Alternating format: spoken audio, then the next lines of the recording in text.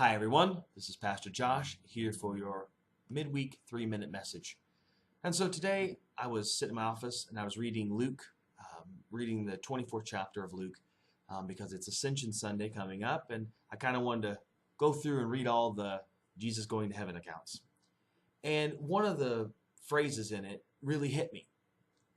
It comes from Luke chapter 24 verse 47, and I'll read it to you here. But Jesus is talking about how he has to suffer, how he has to die, and that it was imperative to the process.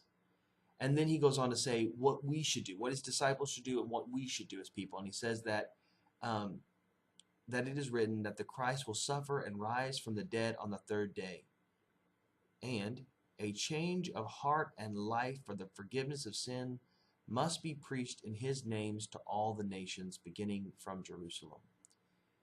And it kind of struck me. Some text says for the forgiveness of sin, some text says and the forgiveness of sin. I don't think it matters. What hit me was that this changed heart and life piece. That I think as we as people, we need change. And we often need Christ in our lives to facilitate that change because we as people are not strong enough. We are not strong enough to be people of change. We need that outside force that changes us qualitative and quantitatively, that changes on the inside and on the outside. Because we as people, we're all about us.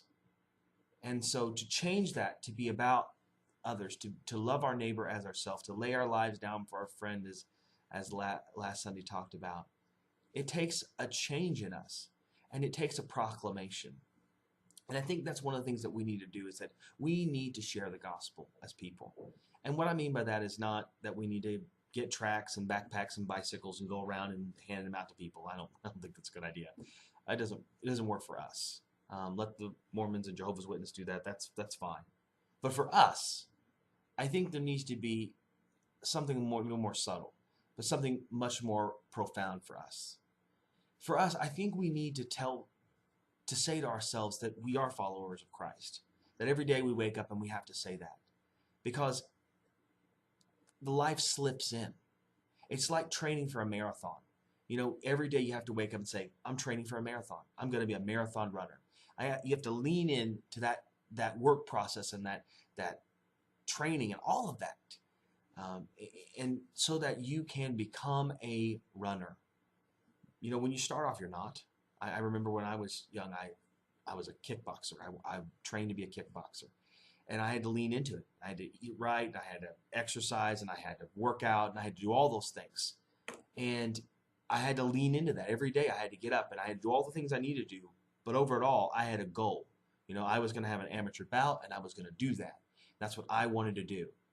And I think it's the same thing with Christ. I think it's the same thing that we have to proclaim every day when we wake up. We're followers of Christ. That we're different on the inside, and because we're different on the inside, we're going to be different on the outside.